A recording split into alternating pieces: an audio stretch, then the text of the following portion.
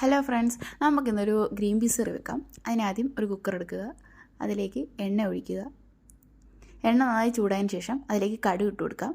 കടുക് നന്നായി പൊട്ടിയതിന് ശേഷം നമുക്കതിലേക്ക് ഒരു ഉരുളക്കിഴങ്ങും ഒരു സവാള, കുറച്ച് ക്യാരറ്റ് ഇതെല്ലാം കൂടി ഇട്ട് നന്നായിട്ടൊന്ന് ഇളക്കിയതിന് ശേഷം അതിലേക്ക് ഗ്രീൻ പീസ് ഇട്ട് കൊടുക്കാം.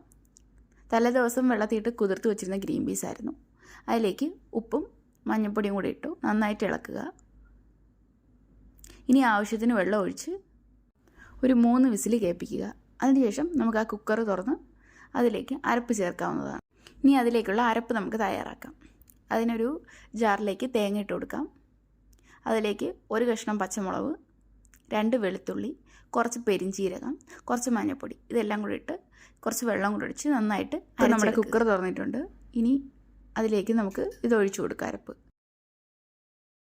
ഞാൻ ഇതിലേക്ക് കുറച്ച് കുരുമുളക് കൂടെ ഇട്ടിട്ടുണ്ട്. എന്നിട്ട് കുറച്ച് നേരം കൂടെ ചൂടാക്കിയതിന് ശേഷം നമുക്ക് ഇറക്കാവുന്നതാണ്.